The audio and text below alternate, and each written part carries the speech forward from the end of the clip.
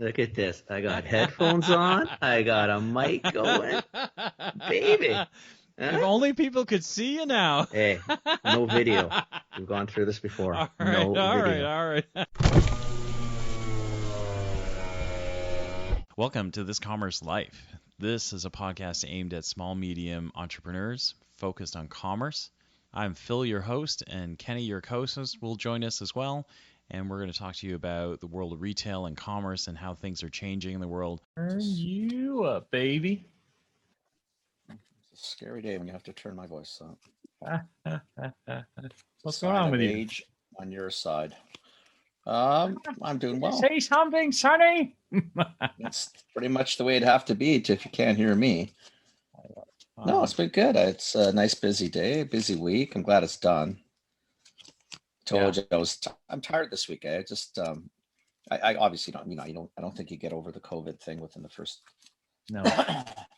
couple of days. I mean, I definitely feel like $1 million compared to what I felt like, that's for sure. Yeah, but I'm tired. Yeah. So I'm assuming that's what it's from, but what the hell do I know? Yeah. I ain't no doctor. We man. What's going on? You know, like our premiere announced more closings. Oh my today. God, I heard you guys. Jesus. But the all honest truth is, because I live in Peel, Mhm. I don't understand what the new things mean at all. I think they mean exactly the same thing for me. You know? Like, I don't think anything's changed at all for me. Like, zero. Are you there? Yeah. I lost you Can there. hear me? Oh, yeah. So what do you mean? No, I literally, nothing's changed for me. Like, Peel was gray. We've always been gray. So we've always been in this mostly. Have you guys ever come out? We just don't come out, period. Like, you know, I think I've been to a physical grocer once in the last 5 weeks. Oh, seriously?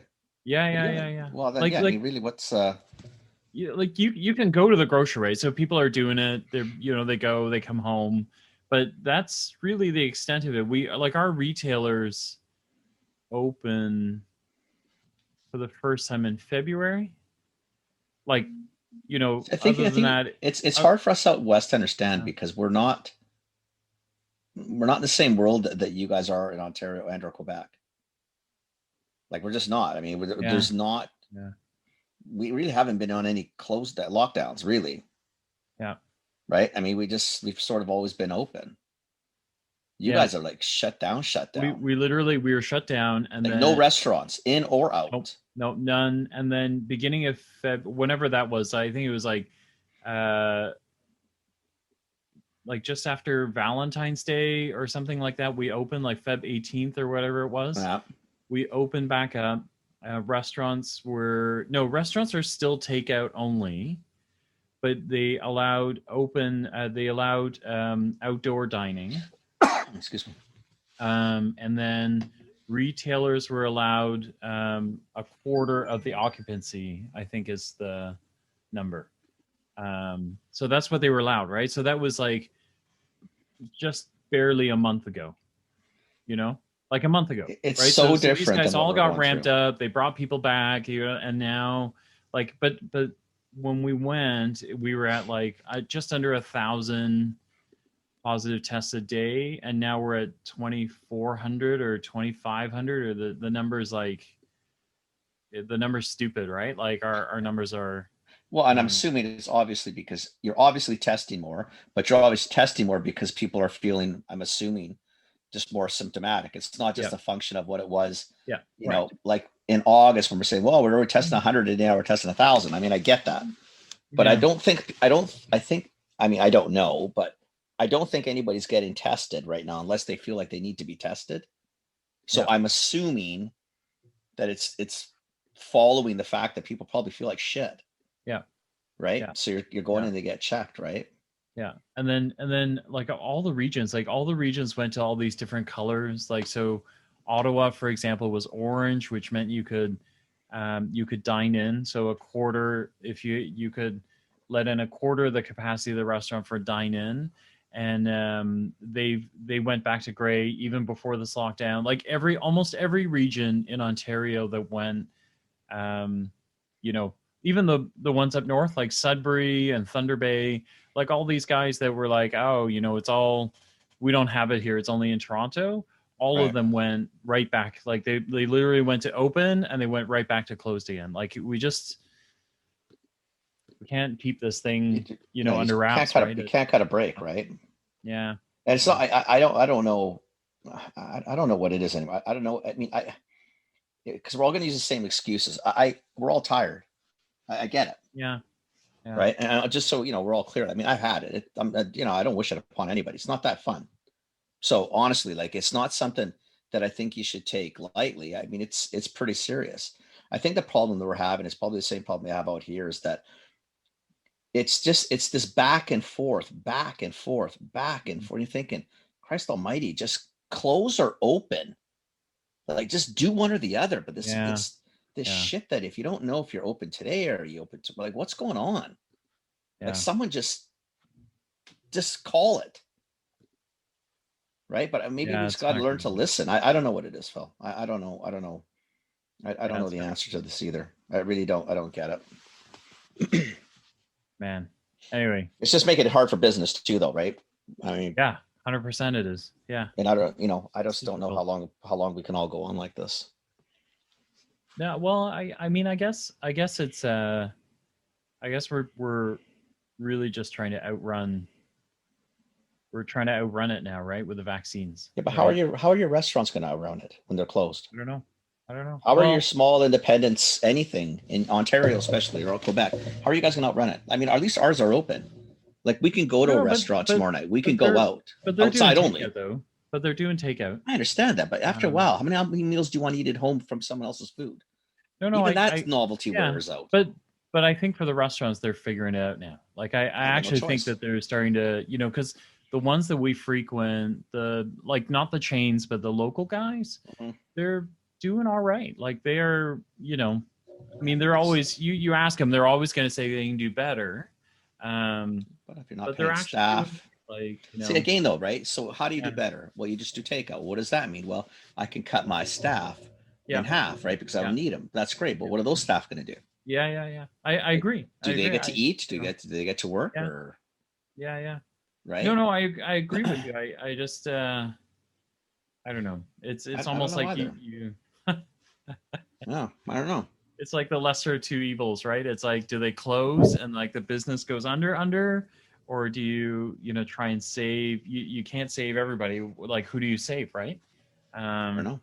We're literally into the price of survival now, which is kind of crazy. So, this whole thing's insane. Well, anyway, it's been a year and a bit now, I guess, for I don't know. I just don't know, my friend. I just don't know. I don't know. Anyhow, what else is going on? Man, you sent me an article this week. Oh, because it pissed me off. That's just it. It just pissed me off, right? Because it's just something we've talked about so often, and now it's like the media just all of a sudden wakes up and so just so people know what Phil and I are talking about. I think I was on LinkedIn. I'm positive I was on LinkedIn because I don't use many other mediums. So I was on LinkedIn, and I think I bumped into a Financial Post article that basically was 5 big reasons behind suppliers' mutiny against Canadian big grocers. Exactly, right? Canada's big grocers. Yeah. And just so everybody's clear, in the country, the big grocers that we have in the country are obviously Loblaws and Walmart are your 2 biggest grocers. Mm-hmm. I mean, Costco's massive, and so is Sobeys and a few others. But there's been this thing for the last couple years, especially. I mean, it's been like this for a long time. But I'll tell you what I think started it. So what do I think happened is that in the old days, when you didn't have a lot of alternatives, I think most of the industry, the supplier side, would just suck up to the fact that retailers ask for a lot of money. And Phil and I will go through some of the things that this article talked about, some of the different buckets that retailers like to fill. And there's a bunch that they didn't talk about filling on this on this thing, which we can talk about as well.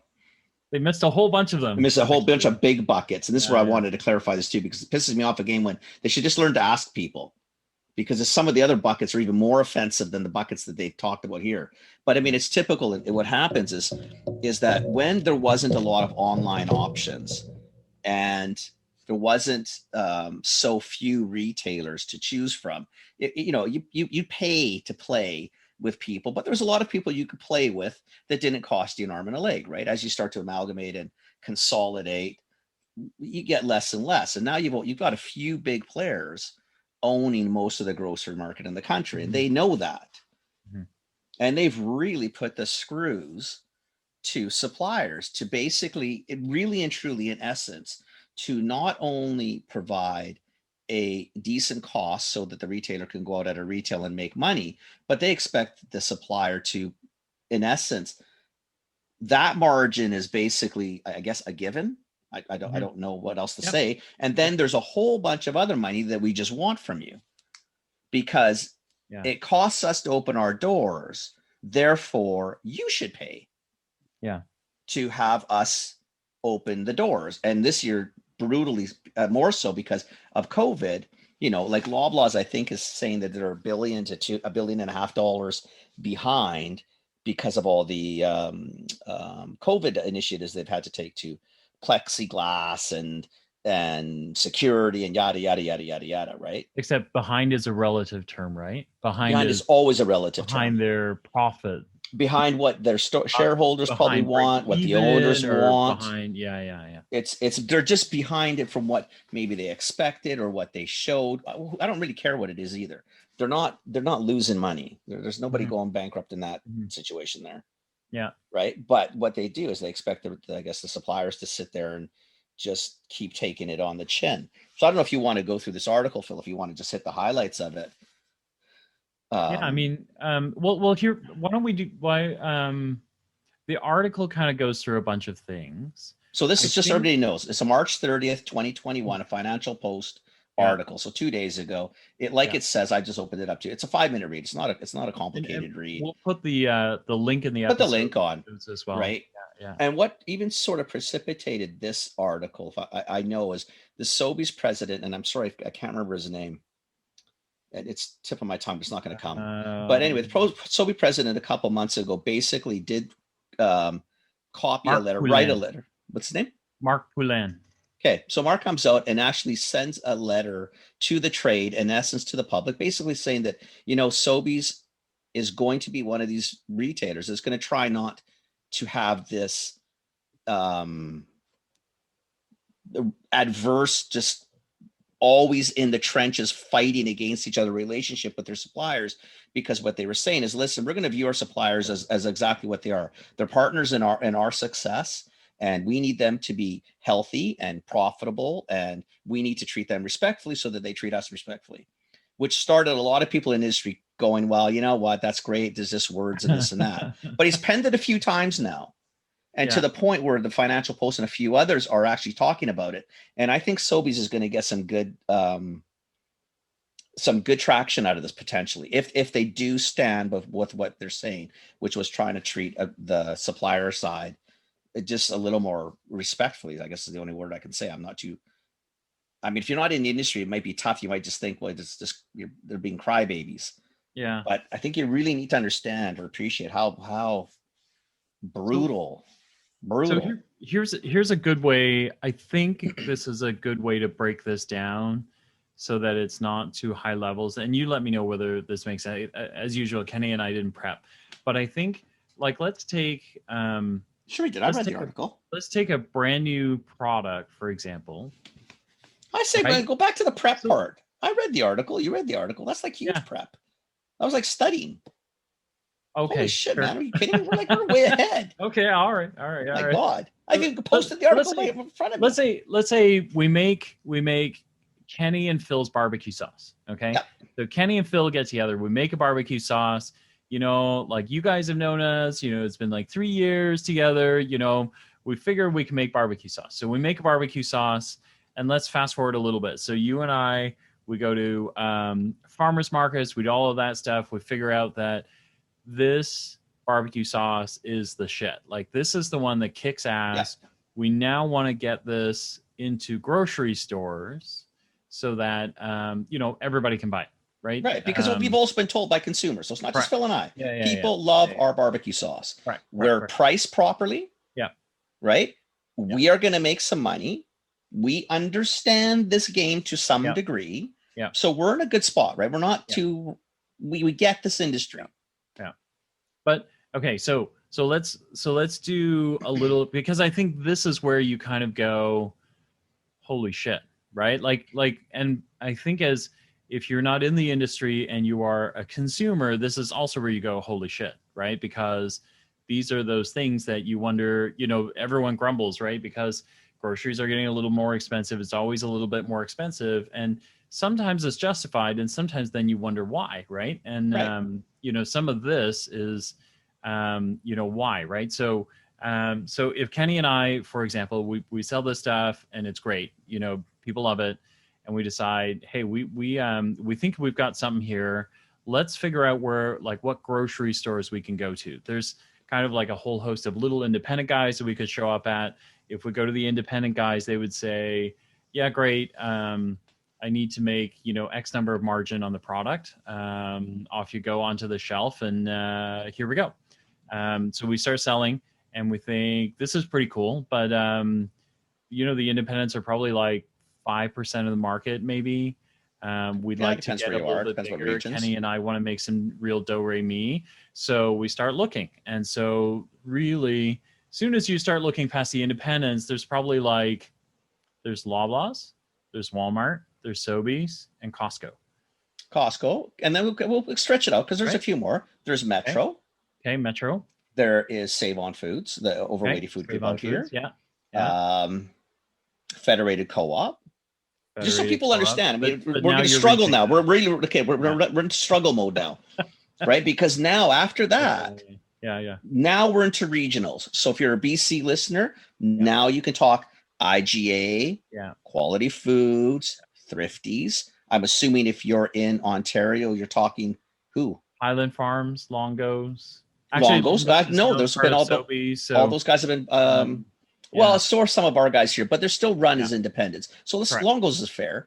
Okay. Longos. Big Apple.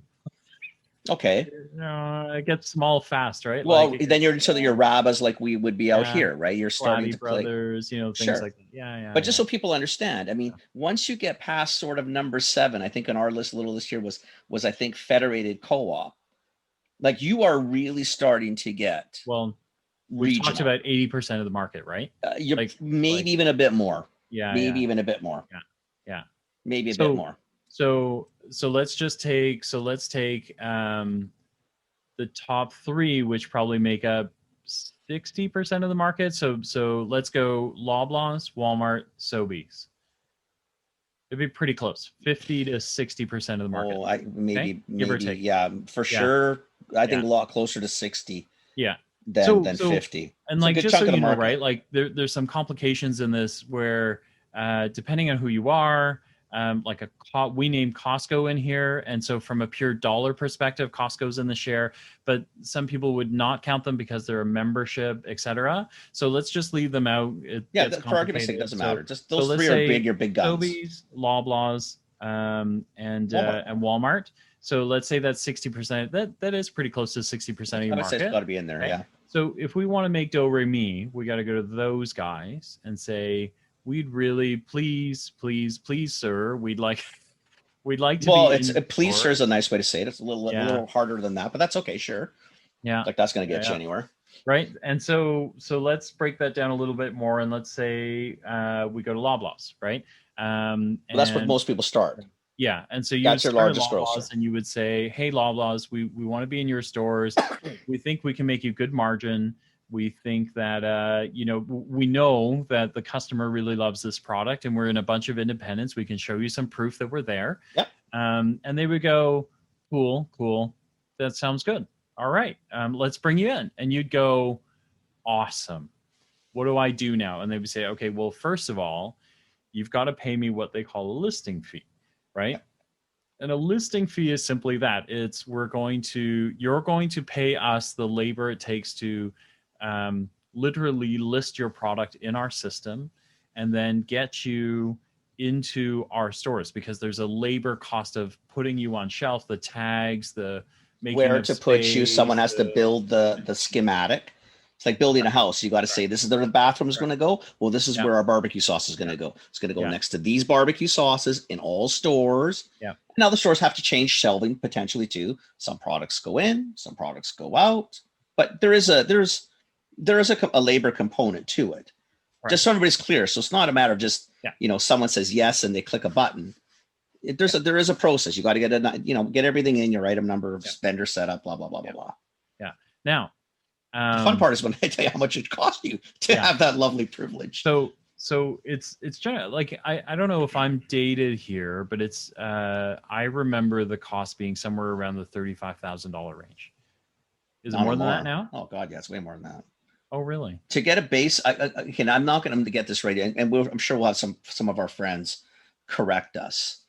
I know, for example, like I know that to get into the coffee set, for example, 5 or 6 years ago, to get a national listing of the coffee was $60,000 askew. What? Yeah, that I know. I know right now in, let's say, if you wanted to get into the health set, and just so people understand, if you had a vitamin, not the vitamin set by pharmacy, not that set, the vitamin set in the natural aisle, the one that isn't shopped near as much, and it's typically in a Loblaws in the West, it'd be closer to the cheese and to the dairy, not the other side of the store where pharmacy is. To get into that set, it's between 30 and 40,000 a SKU. To get into the big set, the real set, well, I mean, that's not a bad way to say it, but it's going to be, I would guess, double. Okay, so you're probably $80,000 on one side, 40 on the other. Wow, Coffee's part of coffee's was 64 5 years ago. I would assume a barbecue sauce today, I bet you is going to be close to 50 for sure. You're making me lightheaded.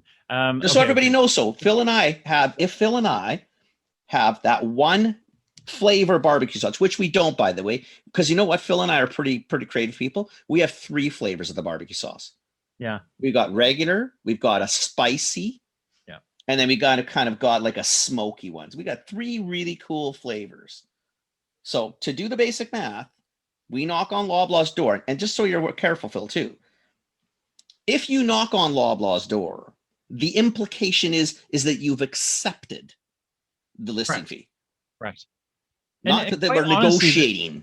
And quite honestly, like, so, Kenny and I are playing this role, but even as savvy veterans, right? Like, it is how the conversation goes, right? Is you would show up and if we didn't know what we were doing, they would maybe not because they're shady, just because they take it for granted. Is the conversation would really go, yeah, okay, we'll take you, right? And 3 SKUs, man. Are you kidding me? I got 3 SKUs into Loblaws. 3 SKUs into Loblaws. Yeah. Are you? Wow. Yeah. And then immediately when they hit you with that, I actually have worked with brands where we've had to exit gracefully because they didn't understand what they were getting themselves into.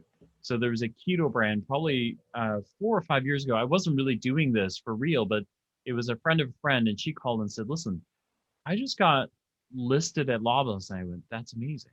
And she said, I'm not sure what all this means. Can you read the email? And so when she sent me the email, it took me almost a half an hour to call her back because I didn't know how to tell her, right? Because I knew her circumstances, right? So she would be just like us, right? And so let's say, so here's how it plays out, right? So Kenny and I are selling to independents, we're making some good profit margin because, we understand retail, we understand costs and everything like that.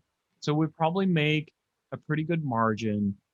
Let's say with all the independents, we probably have like conservatively somewhere like 8,000 to 10,000 in cash sitting around, right? Because we've invested wisely, we've figured out the manufacturing. Neither of us have gone out and bought Teslas and things like that because we're crazy. But the email that you would get is great. So now that you've accepted and you're in, it's going to cost you I don't know. I mean, the numbers that we've spun here, so it's anywhere between. Well, in our world right now, it'd probably be about $150,000 to So- get these 3 SKUs, Yeah. these 3 So items like 50 into grand a a SKU. Lobs You need store. 3 SKUs. So Yeah. so if you've all fallen off your chair, we're not done there yet. Okay. So first it's going to cost you 50 grand, just 50 grand a SKU to get these into the 2,000 Loblaws stores all over Canada. Oh no, that's not. I don't know if that's full listing. That might have Really? been that might have been just our real Canadian like certain superstores. banners. Probably not No Frills. Fortino's runs on its own. I'm sorry, just so you know, I didn't say every Loblaws banner. I didn't say that. You said that. No. I'm telling you, I think we probably just got into all the discount, which is in Okay. essence all the real So- Canadian superstores. And Yeah, I okay. don't think No Frills gets counted in that. And I know Right. Fortino's pretty much runs on their own. So the other explanation there is Loblaws is complicated because Loblaws has lots of banners. You know, they have the discount banners, they've got kind of the mid-range, they've got high ends. And so when you get into these, it's up to the buyer's discretion which banners you get into. Yeah. And so you saw it right there. I dreamed big dreams. And I assumed that 50 grand got me into all 2,000 stores. I just figured we got into about 500 or 600. Yeah. Okay. So let's say let's split the difference. Let's say we get into 1,000 stores because that's You're nice still even. exaggerating, but I love you, and you can have that one. Because unlike what they really like, I'll give you that. I'll give you those 400 stores. All right. You're never going to get them. But Just that's so you know that in this conversation, I dream big dreams, and Kenny it's reality. like lives in the gutter because This is where Kenny lives. this might be the degrees of separation that we've had from retail, right? So I've been away a little bit longer. I can afford to dream a little bit. But I'm still bitter and cynical. Yeah. So let's say it's 1,000 stores. So now, so you paid 50 grand a SKU to get into 1,000 stores. But Okay, what did you get for that 150 ago? What did you get, Phil? Nothing. No. So what did you get? You got an item number, Yes. the ability to solicit. Yes. Okay, you got a warehouse listing, I'm assuming, Yes. right? Yeah. Just so people know, there's 2 types of listings, right? You could have a direct-to-store listing, which means you ship from wherever Yeah, your you're now warehouse is to driving each it individual store, 1,000 stores. Yeah. right? Or you are you're going into the Loblaws warehouse. Just so everybody understands, even the other way, there is a listing fees. But right now, what we've paid for is us to be a listed vendor with 3 item numbers that 1,000 stores are probably going to be allowed to order, or it's going to be forced to order. We're going to have a position on the shelf in the barbecue set somewhere.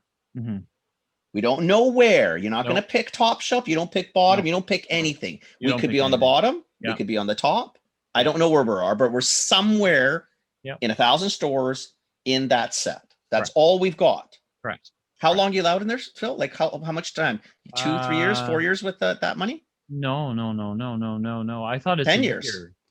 I thought it's a year, maybe 18 months on the There's outside. no guarantee. That's your answer. Yeah.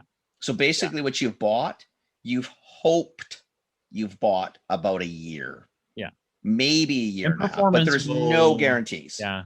Performance. You don't get a and profit chance. Will tell you whether you Right. paid, most likely. Right. But Yeah. realistically, the answer is you didn't buy, you have no time. Probably a year, So maybe a year and a half. So we did a happy dance, then we had a heart attack, and then now we're scrambling because we're 150 in the hole, right? Right.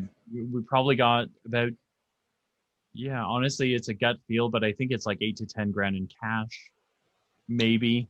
If we were responsible for that, right? Like for a small brand, independent. Let's pretend that we're really small. No. Let's pretend we're Okay. really small. And what they've allowed us to do is not have to pay any cash.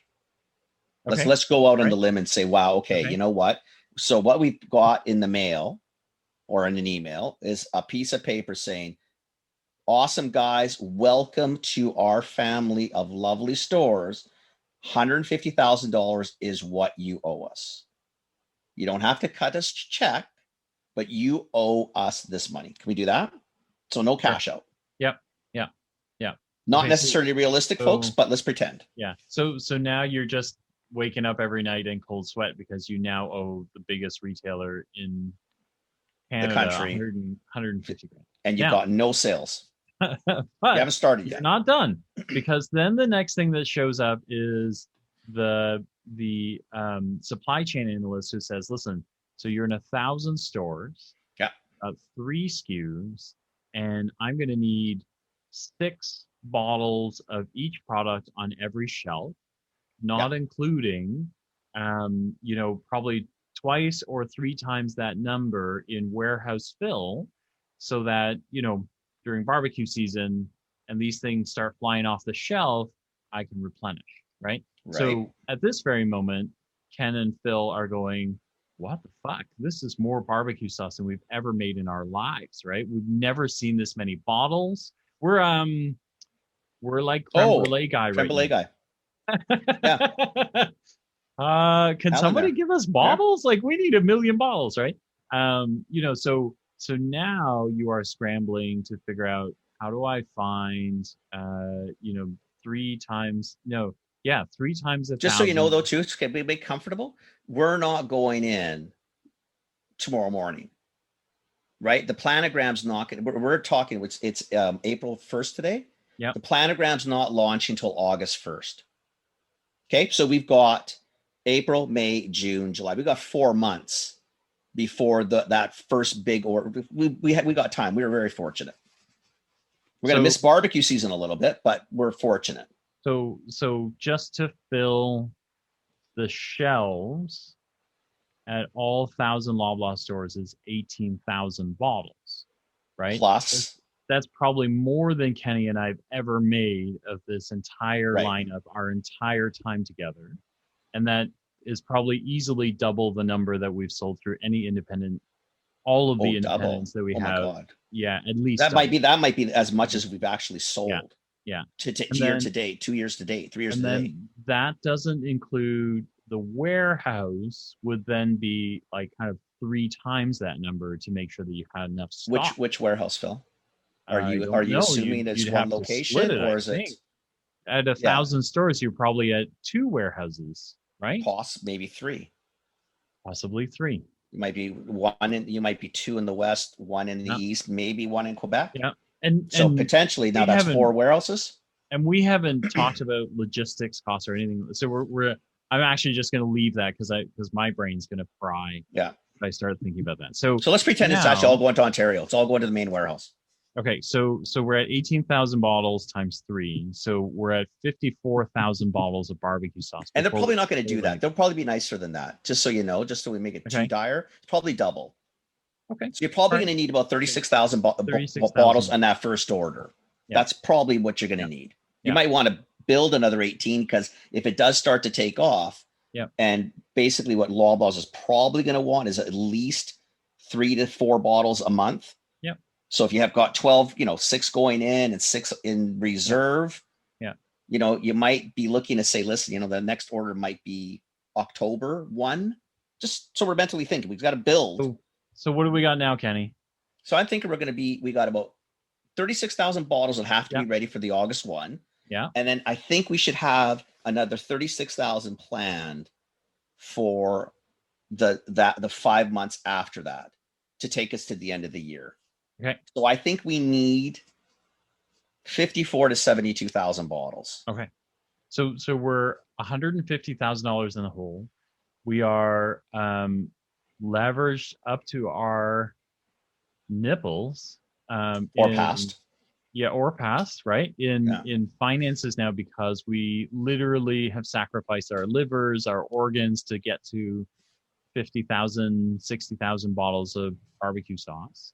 Can we supply any of the guys that we already had, or are they done now? Because do you have any money to, those guys that we sold the first? I mean, it took us 2 years to sell 18,000 bottles. Yep. But those 9,000 bottles a year, do you want to include? Because I'm assuming we want to continue filling them. Yeah. We would like that. Just drop that. Yeah. Well, we would like that if Loblaws doesn't kill that business, right? Because but we don't know that, so we still need to produce that 10 or 12,000 boxes, right? Or because in some cases the independents are in the same place as Loblaws, and then they're probably selling our barbecue sauce for about $3 more than what Loblaws is going to sell it for, right? So So we could lose all that so business. you're going to lose some of it for sure. Maybe not all of it, but some of it for sure. But we still need to build. So Yeah. it's not, it could be 54 to 72 or maybe 62 to 85,000 bottles. Yeah, we might somewhere need. in there. Somewhere in there. Now, we're up to our eyeballs now in debt. We're up to our eyeballs in barbecue sauce. We haven't sold anything. And so these are going to make their way onto shelves, but that's it, right? Like we don't have anything else going on yet, right? We don't like, how is the Loblaw shopper going to know, like, what are there, something like a couple of hundred different barbecue sauces on Loblaw shelves? Even if let's there's say only 100. 20, let's say there's only let's say there's just 20 brands. Okay, let's say there's forget 20. There's 10 brands, 6 bottles per brand. That's 60 bottles. So We're now now. you still got to 63. announce your presence somehow, right? Well, so they'd have that for you though. No, you but know, they take care of that for you. Okay. They got co-op. Hey, I like this because now Loblaws has thought of an advertising plan for me, right? Right. So, Kenny, I'd like to get into co-op. What will it cost me to get into co-op? Well, I'm glad that you would like to get into co-op, Phil. I appreciate that. But just so you know, quite frankly, there's really not going to be much choice on this one. You're going to participate in the co-op program. Okay. Right. All right. But the co-op program, I want promotion too. So sure you do. I'm okay with this. Let's do this. Like, what is so this what that'll cost? give you is, I'm going to suggest that we probably look at probably an ad might be tough to start because nobody's going to really know you. So I don't know if we want to do an ad, but definitely what we should do is do some sort of temporary price reduction, Phil. Maybe for September, should we do like I think the retail of our product is going to be what? Let's say $5.99. Yeah. Should we feature it maybe for $4.99? Buck a Okay. bottle. Yeah, Reduction that sounds on shelf.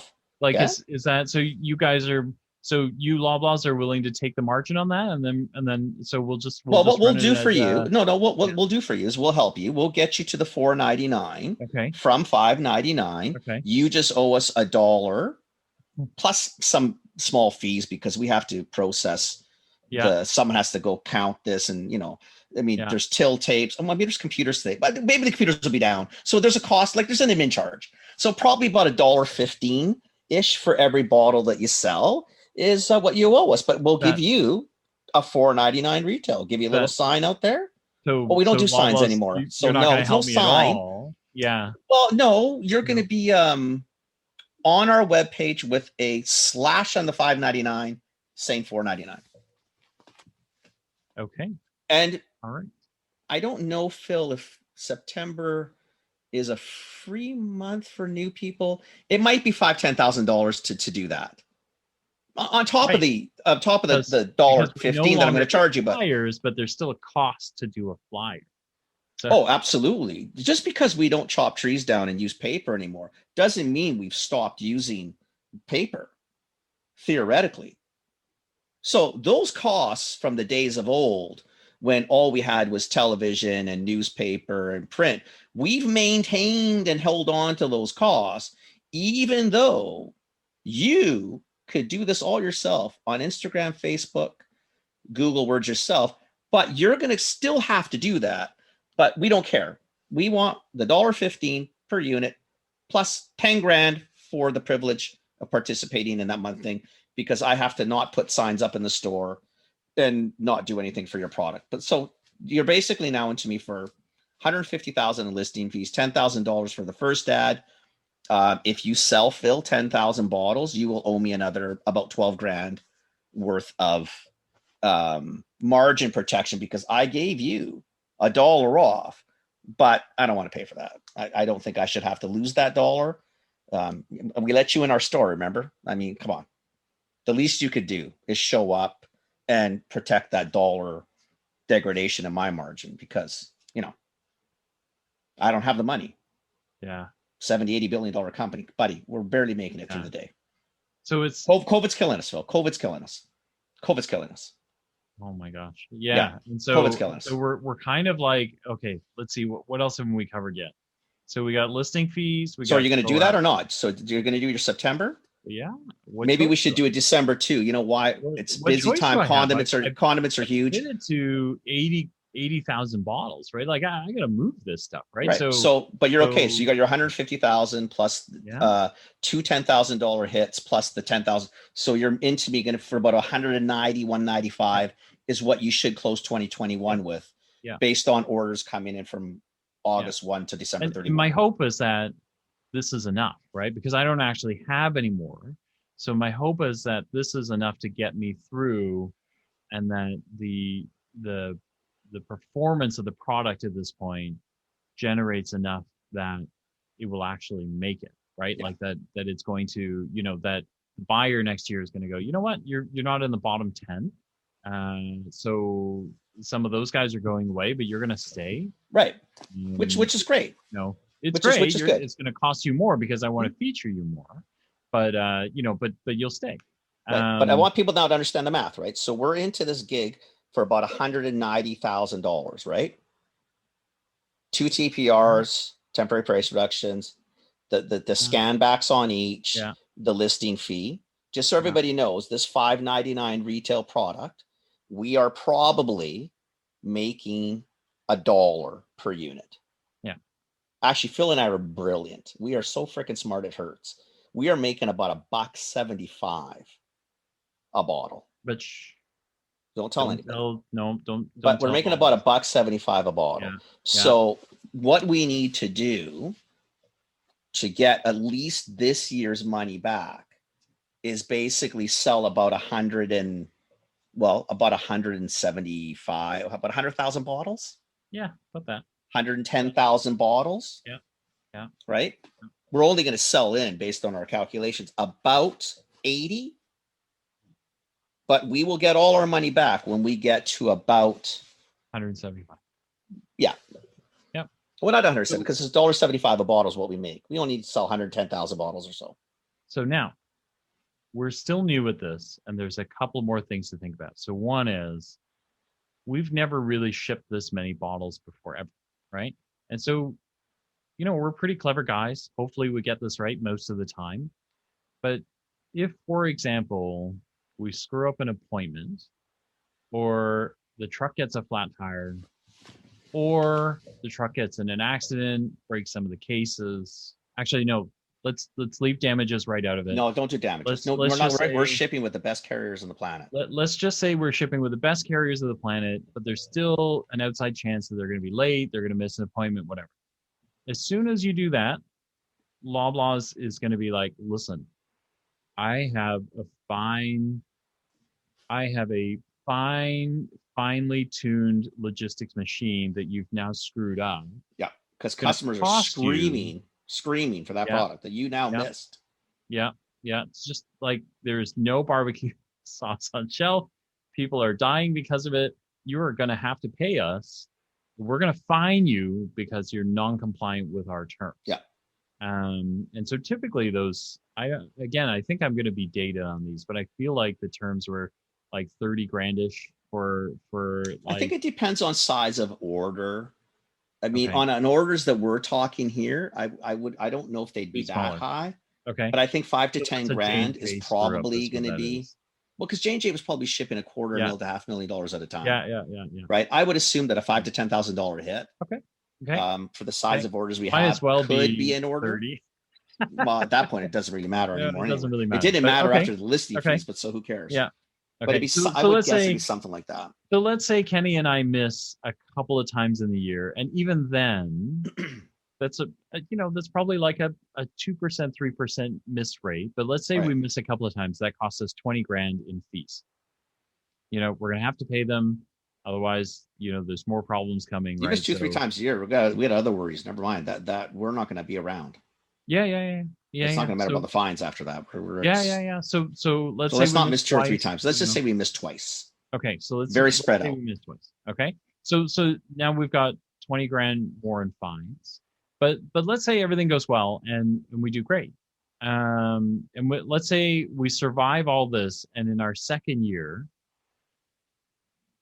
people really, really love the sauce because we knew that, right? And so they're starting to buy more. They're still starting to sell more. And then Kenny and I go in the store, looking around a new Loblaw store, and what do we see?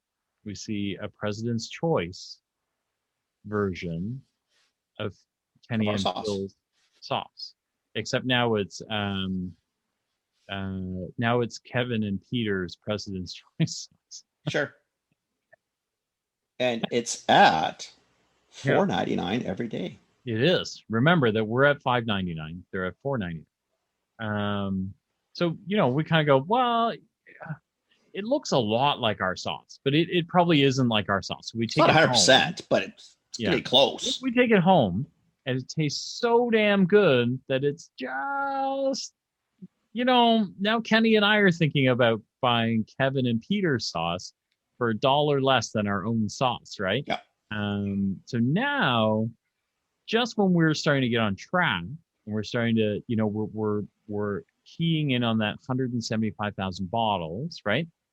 Hopefully we sold all of our 80,000 quota in the first year that we needed. And so we're into year 2. And so kind of like 2.5 years in, we'll hit the 175, right? And break even. Except now we're back into, now we're competing against a knock-up, a lookalike sauce that is $1 less. We're probably going to have to up our number of events that we're doing, the TPRs that we're doing, things like that, so that we stay super tight to this knockoff sauce, so that we can get it right. So now our number stretches to what, probably. Because I don't think people are understanding that what we mean by break even, because Phil didn't explain it that clearly. You remember those first orders that were placed, and the next 5 or 6 is on the books. We owed them probably just slightly north of $200,000 by the time we get talking here. We don't get any money until our orders exceed that 200,000. Yeah.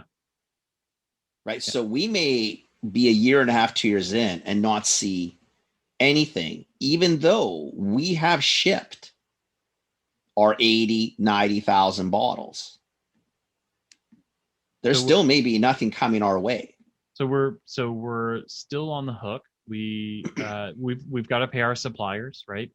We've got to continue to cover all of our. You got staff. And we got all. None of the costs went anywhere. We're and up until the point where you had a knockoff sauce and you're right beside you that looks exactly like you, we thought we'd be 2.5 years in, and then we'd actually break even, maybe start to pay ourselves something, and then start to make some money on the brand. But with the knockoff sauce, you might actually be 3 years away now from breaking even, or potentially further, because what people need to understand too is when companies go to private label, the first inclination is you must protect private label, because the only place to buy a President's Choice brand or a Western Family brand would be Western Family's Save on Foods. President's Choice is, Shoppers now, and Superstore. So there's brands that are specific to those stores. They take a lot of value in protecting those brands. So if we're $5.99, they're $4.99. If you want to compete and drop your price to $4.99 to compete with them, they are most likely going to drop their price to $3.99 at the same time you're $4.99, because they can't have a brand screwing up their brand, right? Because our brand can be bought in other stores if we're still in existence. Their brands are specific to them, so they protect their brands too. So you got to remember, you're fighting that too, right?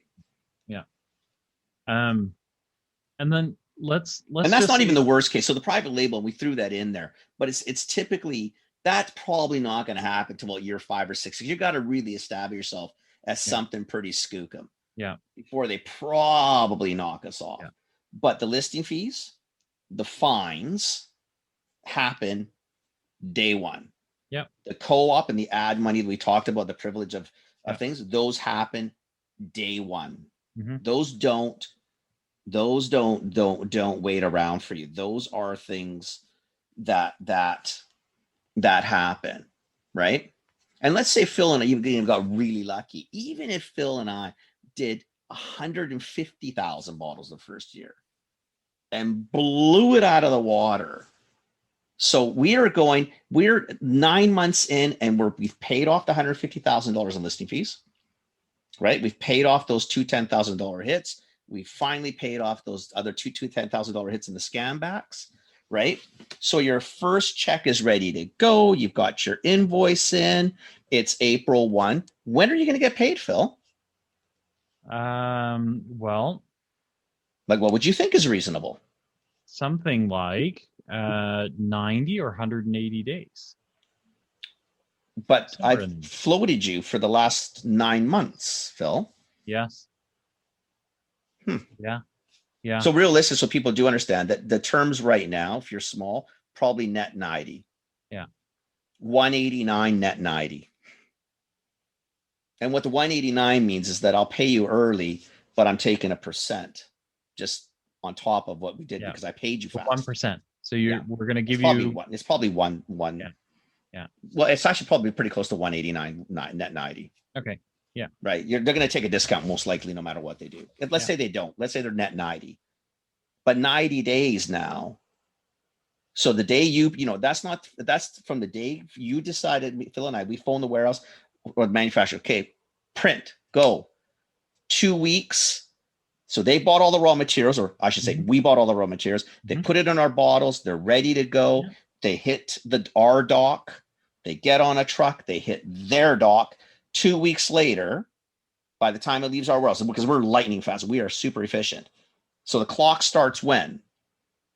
The day it went in our bottle, or the day it lands on their dock? No. Well, the day it lands on their dock is when their clock starts. So that's the only clock that counts. Yeah. The day you invoice didn't mean shit. Yeah.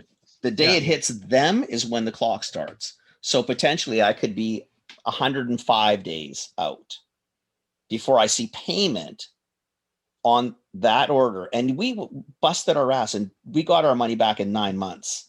Yeah. And we're still going to have to wait 3 more months before we finally see our first check. Yeah. And you hope the other parts of this, I guess, is that you also hope that there's nothing wrong with the shipment. There's no damages. There's no returns. There's no mismatches. There's no defectives. There's no cases been dropped by somebody. Nothing. Yeah. No. We were that's a perfect order. Yeah. We were absolutely spot on perfect. Yeah. Spot on perfect. Just so you know, right? Like so you know, because although I may take the percent for damages just in case. Yeah. Because you never know.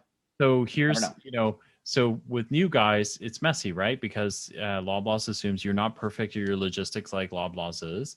And so there are going to be short ships. There's going to be some damages. Maybe you mixed up a flavor. And so Loblaws will come to you and say, listen, if I got to go through and sort out every invoice, I know I got to pay you in 90 days? Probably about 90 days is what they're going to say, but it's 105 really by the time you add in the fact. So 105 days, but that's a perfect invoice. So then if I got to go and solve for anything, if you short ship, you made, there are damages, there's anything wrong with it, there's probably another week or two in there that I've got to go, by invoice to figure out what's wrong with it. Right. And then you better hope it's not your side and it's, that, everything's okay. So then what they would say to you is to minimize these, why don't we take an extra percent now? Or percent and a half. Maybe it's 1.5 because you're small, you're high risk. And so if you give us a 1.5% discount, then we'll just overlook any damages. Well, we would even if we have to look, if it takes us an extra 4 or 5 days to find it, it's sort of our problem. Yeah, correct. That's nice. It's well. So right now, Kenny and I are living in dumpsters because the families have kicked us out because they're afraid that we're going to drag him down with them. We probably have a highly successful brand, no money. We've probably got creditors looking for us everywhere. The bank is probably wondering what the hell's going on, right? But Loblaws is happy though. It's a good thing. But this is, and I think this is where people, I mean, we've Yeah. painted a pretty doom and gloom story, and I get that. But I don't think people really appreciate, you got to But not really that be far cautious. doom and gloom though. It's not that far. No. The unfortunate part is. Mhm. And that's why when people ask us specifically, so if you're listening and you're asking, this is typically why we say, don't go to the big guys right away. Mhm. Like really think it through. Mhm. Really think it through. And if you're going to approach a Loblaws, and let's say you are an Ontario-based company, maybe the smarter move is just approach the Fortino side. Maybe you just look at the no frill side. Maybe you look at DSD, but you don't do it. You phone Mike from Purity, you know, or you phone one of the Neil brothers and you say, listen, you know what? Can you get us in? Can you help us do that? So some of those things Phil and I've talked about a million times on the show is maybe this is where we use a distributor and we sort of try to avoid some of these icky things that we don't want to really deal with. You know, there are ways to mitigate some of it. You're not going to get away from listing fees, most likely. It's highly, highly unlikely you're going to get away from listing fees. You are not going to get away from cash discounts. You're not going to get away from a program of some kind. You can get away from fines, but you better be spot on. And this is sometimes why it's probably better to partner with a distributor, because they know how to deal with these people, right? So you're going to pay for that. It's going to come out of your margin because you're going to take a little less, but you've also moved the collection issue off your plate because your distributor is probably going to pay you in 30 to 60. They're generally pretty good, right? And they've probably got a decent relationship with the Loblaws and Walmarts. They're probably getting paid 30 to 60, right? We painted a bad story because, again, as a small guy, you've got no leverage. Net 90 is probably really and truly not out in the world of oh my God. You might get lucky. You might hit a good buyer, a good day. Everything's lined up perfectly. Maybe you get a 130 net 60, maybe. I don't know. 145 net 60? Probably not. I doubt it. Net 60 you could probably get, maybe. Yeah. On a new vendor, probably not. Highly unlikely. Yeah. Highly unlikely. These don't have the leverage. Yeah. Right. You just don't. Yeah. I think so. And I think this is where and this is where Sobe, sorry to interrupt, Phil. This is where Sobe said they would be different. So the whole purpose of this conversation was someone like a Sobe's has come out and put pen to paper. Now, hopefully it holds, but they've said, listen, we understand this and we know this is not how to do it. But we're going to have nobody left supplying us if we continue to treat our vendor supplier community in this manner. Sorry to interrupt. Go ahead. No. I think this is where we do get hot under the collar, because I think you look at these situations and you look at you look at the little brands that really have a chance to be there and be something great, right? Where's all the fun come from, Phil? The fun doesn't come from Kraft. It doesn't come from Johnson & Johnson. It doesn't come from Procter & Gamble or Unilever. They've got wicked brands and they got shitloads of money, but the innovation comes from Phil and Ken farting around at a market, coming up with some really cool, funky, spot on flavors, whether it's a barbecue sauce or a bag of chips or the latest and greatest vitamin or the coolest vegan bar. I don't give a shit what it is, but most of that innovation comes from the little guys, comes from the listeners like Simrit, comes with making cool things, trying different things. And if the first thing you do is you hit a big guy like this, and in essence, without, it's basically a freaking legal raping of a supplier. Like, you've completely violated this person completely. Like, you've pretty much put them into such a box. Like, how do you expect them to get out of this? So I don't understand what the motivation of retailers is when they do this shit. This is why it was always more fun. That's why we liked working in London. We did the same sort of things that we're talking about here, but we did them in, because there was legitimate costs in doing some of this stuff, but we typically buried a lot of it, put it back in to help the vendor. You're going to have to do this, guys, because this is part of the game, but this is what we'll do. Let's make this work. Let's get you up and running so that, eventually I'm the buyer. I'm never going to lose. I'll get my money sooner or later. It doesn't always have to be before I even give you a chance to have any success. Yeah. It's just such an unfair game. It's just so unfair. Yeah. Yeah. And it's hard. It's hard to watch. I think as a consumer, it's hard to talk about. Like, we go through this. Seriously, we sound like doom and gloom. It is so hard to watch this. It's hard. I hate it. It's also if you get Kenny and I, because Kenny and I talk about it a lot on the show, but we do it in nuances, right? So we're not really nuanced sort of guys, but this one seems to come out that way. If you think of, so we always say, make sure that you've got your costing right, and that is why, right? Because you think of all those costs that we just stacked on top of it, for barbecue sauces for nothing. For barbecue sauce that should probably cost you like, if your cost to make that product was like $1, it's probably at a $5.99 retail. If you're at $1.50, you're at ceiling. Yeah, you can't go much higher than that. If you get close to $2, yeah, you're running into problems. Yeah. But if you're at $1.50, you think in your head, I've got so much room in here, I should be fine. And yet the scenario we just gave you need to be basically having the supplier give you $3 or $4 per bottle so that you've got a $10 gap because you're never going to make it. Yeah. Right. Especially when you get into bed with monsters like this who know they've got the power and they know they can do it. Because if you choose not to do this, someone else will. Yeah. And they go after the big guys even harder. They may go after Kraft when they come out with 3 SKUs of barbecue sauce at $100,000 a SKU, $150,000 a SKU. We, like it's such a game at J&J before we would do the math and figure out what we would want to concede on a SKU. Right. So what were your numbers typically? Like if you're in a big set, like Tylenol. But there's 2 games at play, right? Because for us, we always knew that being a number 1, number 2 player, that as soon as we launch a product, as soon as they know that we're launching the product, they're going to try and knock it off.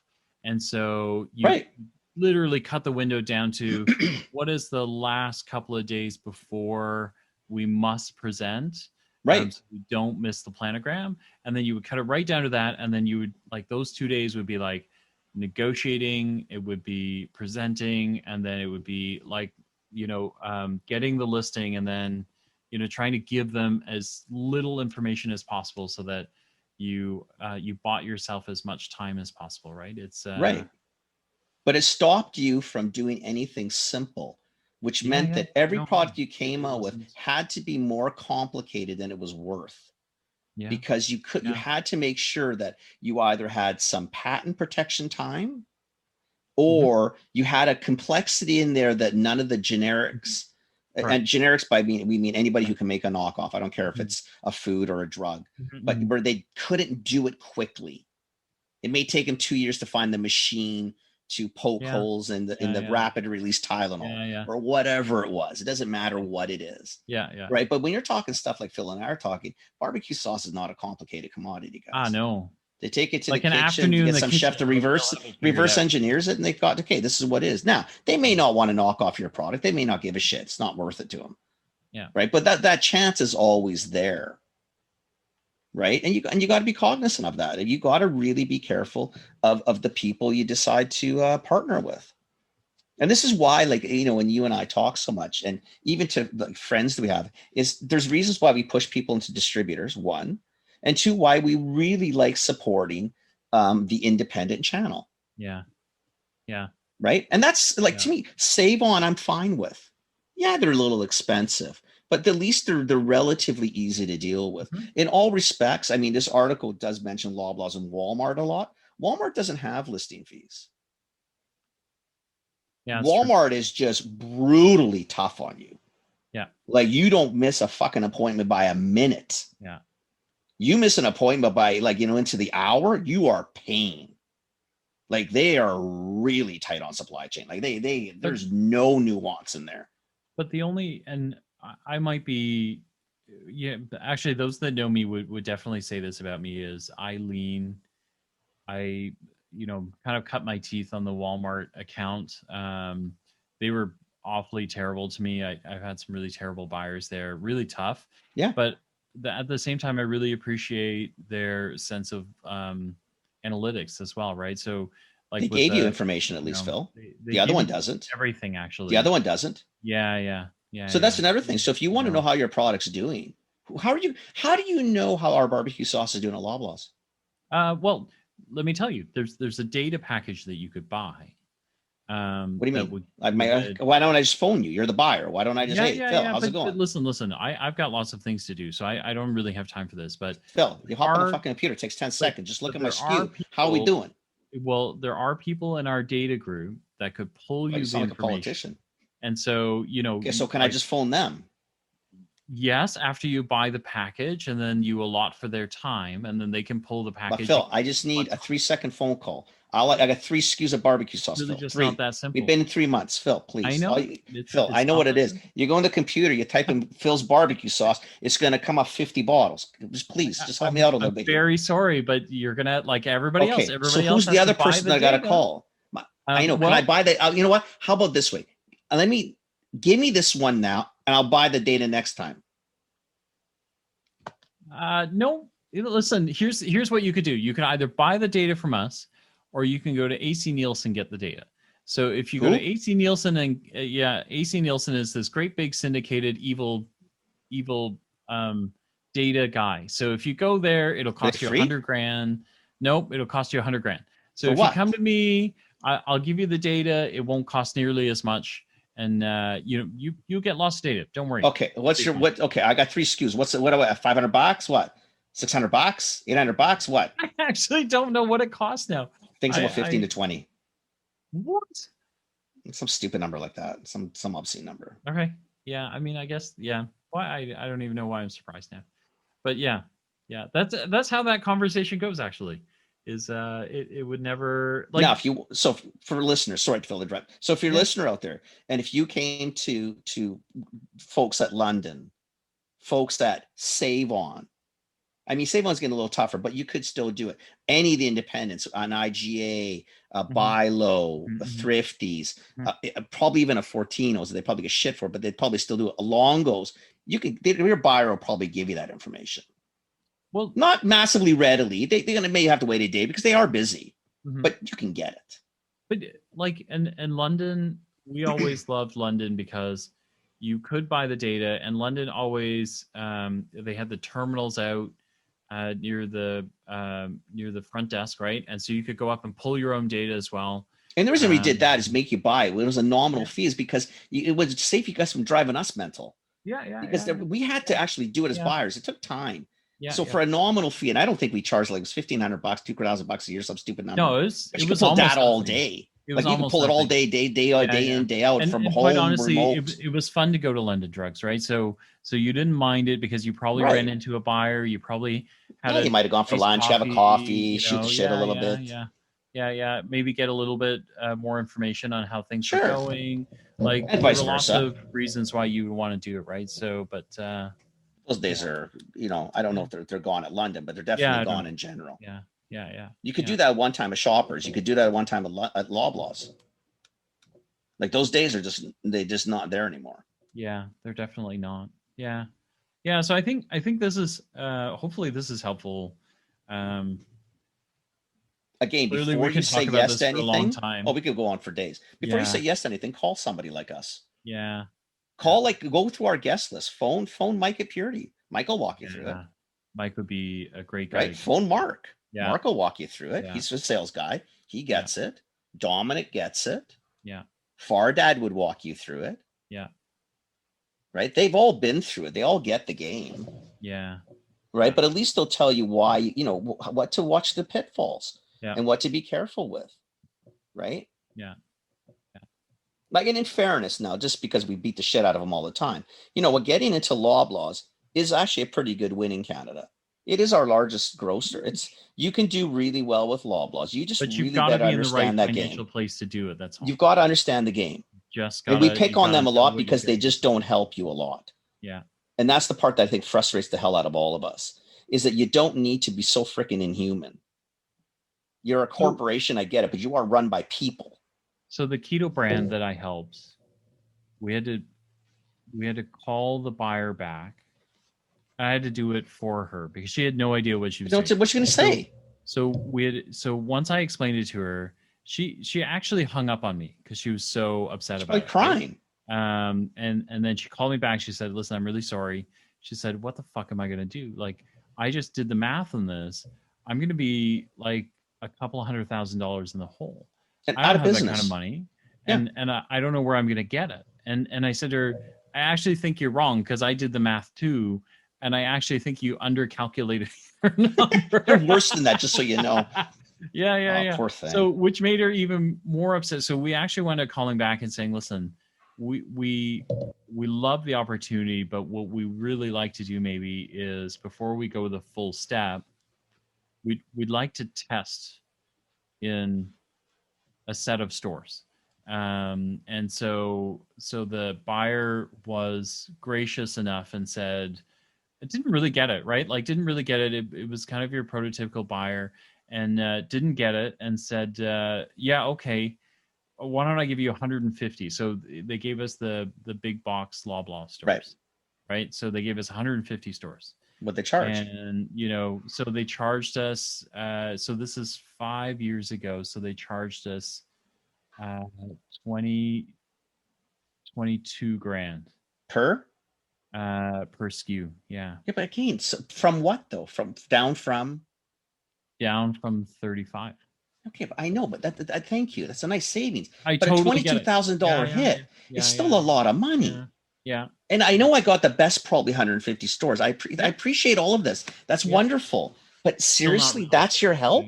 Yeah. So you basically, you didn't throw me into the poorhouse. You just made me move back in with the folks. Yeah.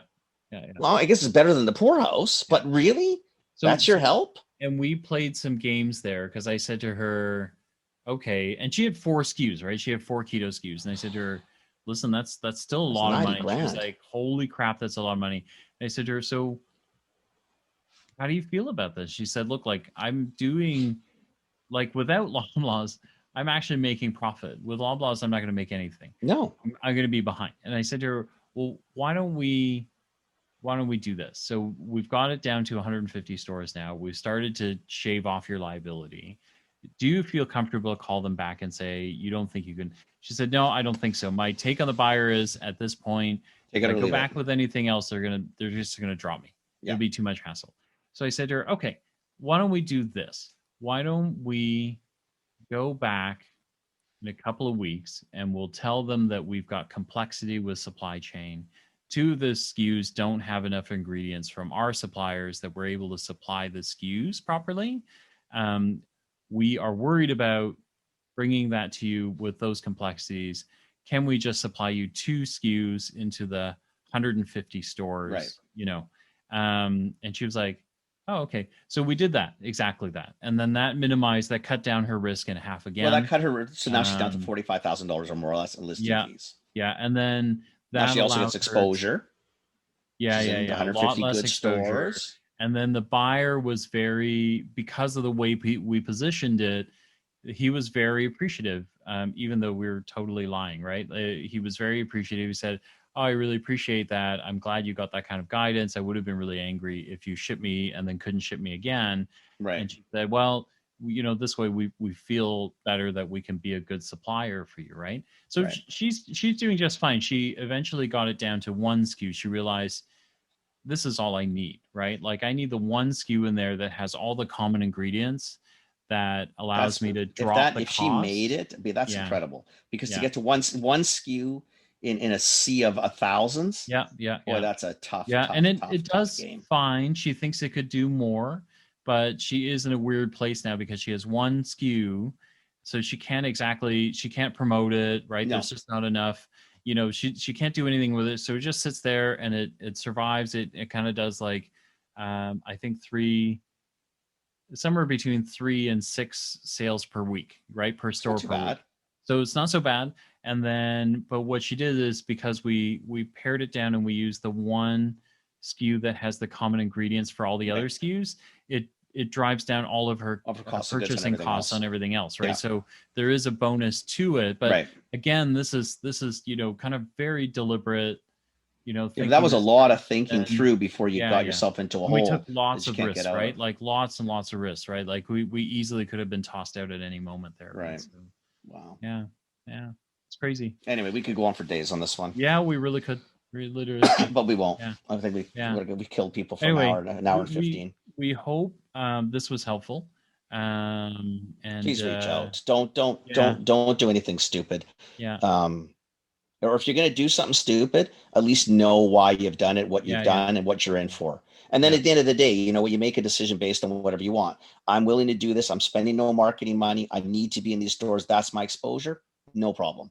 Yeah. Just understand what it's costing you. Yeah. That's really the name of the game. Yeah. And I don't think people get it, unfortunately. And these guys aren't here to educate. We used to at London, save on wood. Like we used to in the old days of a buyer. And I think the buyers in London are probably still very much that way. There was no problem to say, listen, you're not ready. Here's what you need to do. Here's the things you need to be cognizant of, because we don't want, why put someone out of business? I don't understand why. Like, you sleep better? My first call at Walmart, I was doing Danone, right? So I'd already been, I knew the Walmart business because I'd done it at Kimberly-Clark as a category manager, category development analyst. So drawing planograms, schematics. I've been a category captain, so I kind of knew all the, the inside Walmart stuff. But the yogurt buyer at the time, he took a full run at me on my first day. Like it was literally like trial by fire, right? Because he said to me, look, I'm not here to hold anybody's hand. I'm not here, like, you better know your shit, and you better, like, here's what I'm after, and you better be able to deliver this, because I'm not fucking I'm not here to, cultivate. I'm not here to help you. That was a tough account. Like I literally learned, there's an old adage in sales and CPG is they tell you, when you go into the buyer, you're a piece of meat. They got to take a pound of flesh first. So you just decide where, just lift your arms, let them take it, and then move along. Right. I never understood that. And then, that first year at Walmart, I felt it, every time, like it, I think I started to develop an ulcer and grind my teeth because of it. Right. Because it's just too bad. There's no reason for that. There's that you don't have to be. No, you don't. You don't have to be that kind of buyer. If you're that power hungry, do something else. Yeah. I mean, you've lied to me. I mean, maybe that's just me talking. Maybe I didn't. No, I didn't care about that side of the game. I don't think I ever yelled. Like I just didn't look like. I think I yelled twice in the whole time I was a buyer. Need to do that. Yeah. I didn't care. At the end of the day, you were either going to do well or you weren't. Yeah. And quite frankly, for the most part, I don't know why. There didn't make me feel any better how people fail. I don't know. I mean, people are trying to feed families, no different than what all I was trying to do. Yeah, I know. All we were trying to do is make sure that our stores stayed open and people got fed. Yeah. Really, who cares? Yeah. It's not personal. Anyway. It's such a vindictive game otherwise. Yeah. Anyway. Okay, we could go on for days on this one. Let's get off this topic. Let's go. No, let's call it a night, babies. Call it a night. We hope you enjoy this. Ping us back if you have any questions. If you think we're wrong, ping us back. If you think we're full of it, let us know. Or if you've got a story like this, we'd love to hear it. Even if you want to just pen it and we'll read it out, or if you want to come on the show, we'd love to hear you. We love having guests on the show. So I mean, come on. Yeah. Awesome. Or if you're a small brand that's got some, you're not too sure, and if you don't mind sharing your story, then we'll, we can play with a 1 hour complimentary consult game with you. Yeah. And we can walk you through your actual scenario if you want. Yeah. You can mask a few things so you don't want to tell too much, but we can definitely walk you through it so that you understand what you're up against. It's going to help other people too. So. Yeah. Okay. Okay, buddy. Buddy boy. You have a happy Thanks, Easter weekend, because Yeah, this is you Easter too. weekend. This is Thursday night. Get lots of rest and enjoy yourself. Yeah. Well, I'm gonna be fine. I'm like I said, I'm so much better now. Anyway, I'm just tired, but it's all good in the hood. Awesome. Okay. Awesome. Okay, buddy. Phil, we chat with Take care. you later this week, next week, I Yeah. guess. Okay, man. Yeah. Okay. Ciao, Ciao. bud.